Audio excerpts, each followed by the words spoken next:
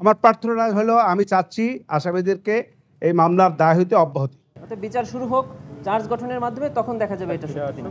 যদি এটা সত্য না হয় তাহলে ওনারা খালাস পাবেন। জুলাই আগস্ট গণহত্যায় শেখ হাসিনার বিরুদ্ধে দেয়া প্রতিবেদন থেকে তাকে অব্যাহতি দেওয়ার আবেদন করা হয়েছে বলে জানিয়েছেন স্টেট ডিফেন্স আইনজীবী আমির হোসেন।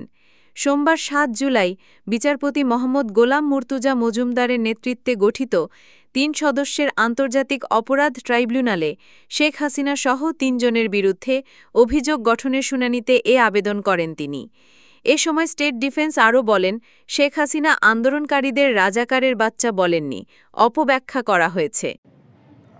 স্টেট ডিফেন্স হিসাবে সাবেক প্রধানমন্ত্রী শেখ হাসিনা এবং সাবেক স্বরাষ্ট্রমন্ত্রী আসাদুজ্জামান খান কামাল এদের পক্ষে রাষ্ট্রপক্ষ থেকে আনিত যে চার্জের অভিযোগ এসছে, সেই ফর্মাল চার্জ তার বিরুদ্ধে আমি ডিসচার্জের প্রেয়ার করেছি। আমি ডিসচার্জে তাদেরকে অব্যাহতির প্রার্থনা করেছি। অব্যাহতির প্রার্থনার মূল যে বিষয়গুলি ছিল সেগুলো এই যে তার বিরুদ্ধে যে সমস্ত কথাবার্তা এসছে সেগুলো কল্পিত, উদ্দেশ্যপ্রণোদিত, রাজনৈতিক উদ্দেশ্যপ্রণোদিত এবং যেগুলো কোনো সত্যিকারের ভিত্তি নাই।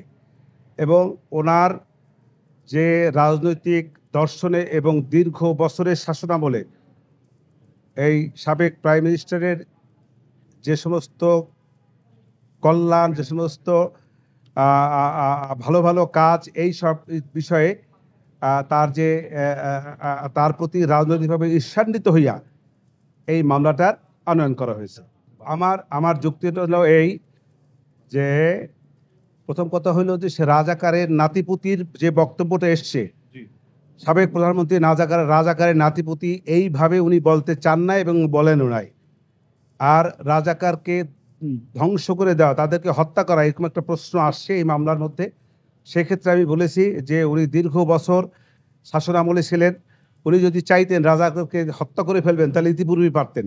উনি ইতিপূর্বে যেহেতু রাজাকারদের হত্যা করেন নাই, আজকে আসে কেন বাচ্চা ছেলেদেরকে হত্যা করবেন?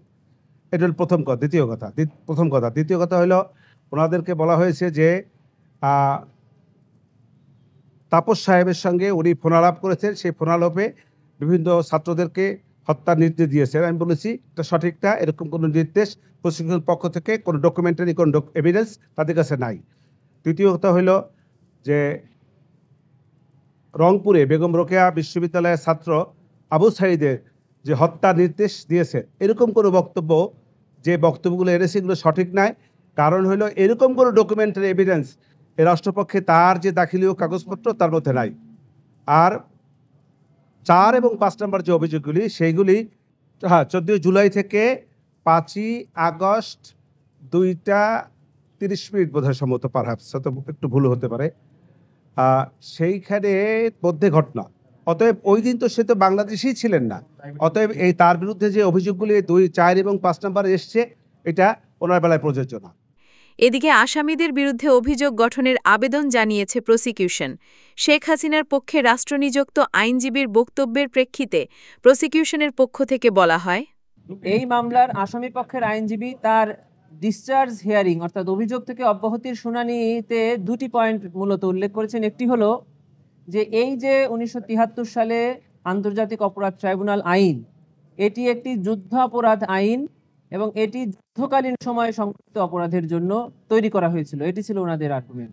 আমরা বলেছি এই আইনের সেকশন 3 সাবসেকশন 1 এখানে সুস্পষ্ট করে বলা আছে যে এই আইন প্রণয়নের আগে অথবা পরে যদি কোনো মানবতা বিরোধী অপরাধ সংঘটিত হয় এই বাংলাদেশের টেরিটরির মধ্যে, তাহলে এই ট্রাইব্যুনাল অপরাধের বিচার করতে পারবে না।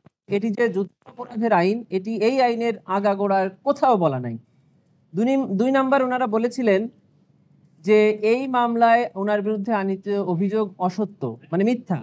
এক্ষেত্রে বিজ্ঞ চিফ প্রসিকিউটর ট্রাইব্যুনালকে জানিয়েছেন যে এটি সত্য কি মিথ্যা এটি নিরূপণের সময় চার্জ হিয়ারিং নয়। চার্জ হিয়ারিং হলো কোনো আইনগত সুস্পষ্ট ত্রুটি আছে কিনা, সত্য মিথ্যা নির্ধারণ হয় ট্রায়ালে। চার্জ ফ্রেম হলেই কেবল বিচার হবে কি হবে না সেটা নির্ধারণ করা হবে। অতএব উনি যে অভিযোগ এনেছেন, উনি যে কথা বলেছেন যে এটি অসত্য, সেটা নির্ধারণ হবে যদি চার্জ ফ্রেম হয়, তারপরে বিচারে গিয়ে। সেজন্য ওনার এই সাবমিশন গ্রহণযোগ্য নয়। এটি আমাদের পক্ষ থেকে শেখ হাসিনা ছাড়াও এ মামলার অপর দুই আসামি হলেন সাবেক স্বরাষ্ট্রমন্ত্রী আসাদুজ্জামান খান কামাল ও সাবেক আইজিপি চৌধুরী আবদুল্লাহ আল মামুন। এদিকে অভিযোগ গঠনের শুনানিকে ঘিরে ইতোমধ্যে সাবেক আইজিপি চৌধুরী আবদুল্লাহ আল মামুনকে ট্রাইব্যুনালে হাজির করা হয়েছে। আজ সকালে তাকে প্রিজেন্ট ভ্যানে করে ট্রাইব্যুনালে হাজির করা হয়। আগামী 10 জুলাই 2025 তারিখে অভিযোগ গঠনের শুনানির উপরে আদেশের জন্য দিন ধার্য করা হয়েছে। সেদিন অভিযোগ গঠন হবে কি হবে না এটি নির্ধারণ করবে ট্রাইব্যুনাল।